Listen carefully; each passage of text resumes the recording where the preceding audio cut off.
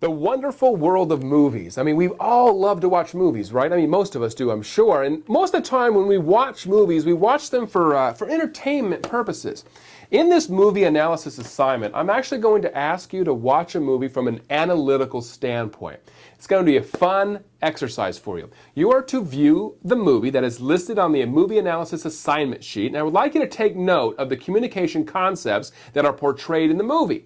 Your goal is to actually connect some of the interpersonal communication theories or concepts that we've studied along this course, and then apply those concepts to the characters in the movie. Now, after you've viewed the movie, I would like you to think about which interpersonal concepts you would like to write about. On the actual movie analysis assignment sheet, you will see a list of communication concepts or theories or variables that you can choose from. Now, I would like you to choose 2 concepts from the list of concepts that are portrayed on the assignment sheet. Then, I would like you to come up with a third concept that is not on my list, something that you came up with on your own. So you'll be writing ultimately about 3 concepts.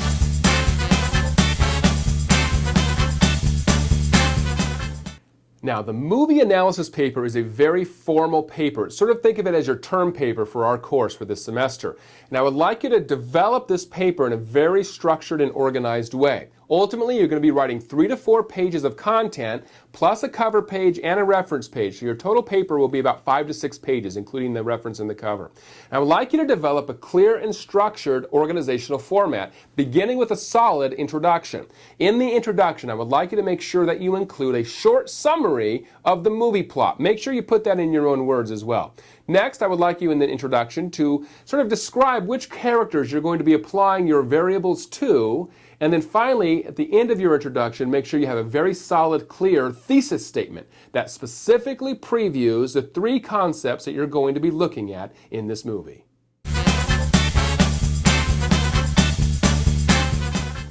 Next, I would like you to fully develop the body of your paper. In the body of your paper, first, I would like you to define and explain each of the 3 concepts or variables that you've chosen first. Next, be sure to cite any sources that you use when you're defining and explaining these concepts or theories or variables. And when you're making those in-text citations, make sure you follow APA style very closely. Now, after you've given the reader a sense of what the interpersonal communication variable or concept is all about, I would like you to apply that variable to the movie. In other words, how was the concept or variable portrayed in the movie? Now, during this discussion, I want you to cite the specific example or the specific scene in the movie that helps illustrate that concept sort of coming to life. Assume that the reader of your paper has not taken an interpersonal communication course and has not seen the movie. So in other words, do a full analysis of each concept first and then apply that concept to the variable.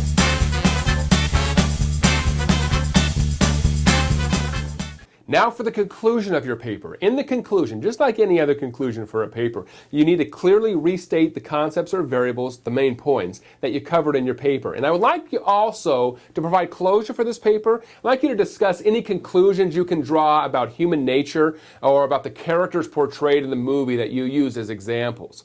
Now let's speak for just a couple of seconds on the formatting on this paper. First of all, obviously the paper needs to be typed. It needs to be double spaced. You need to use a 12-point Times New Roman font, and you need to include 1-inch margins all the way around. Be sure to include a cover page and be sure to include a reference page or a works cited page for describing any sources that you use in the paper. Now, in terms of source citations, make sure again you follow closely APA style, not only for the in-text citations, but also in the reference page and the cover page. And finally, just to give you a heads up, there is an APA style guide, sort of a quick reference guide that's embedded within our course management system. Should be a good helpful tool for you.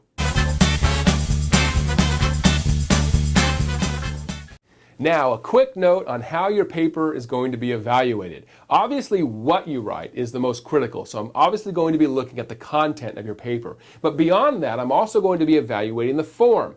And the form includes things like organization, spelling, grammar, punctuation, clarity of expression, those types of things. In addition, I'm going to be looking at your use of APA style. So, I'm going to look at APA style in the sense of your in-text citations, your reference page, your cover page as well. if you would like some help with your APA style, there's a really good APA style quick reference guide that is embedded within our course management system. Take a look at it. Finally, no late papers will be accepted, so make sure you're turning in your paper on or before the due date. Ultimately, I want you to have a great time with this paper. I'd like you to show me what you've learned in this class so far.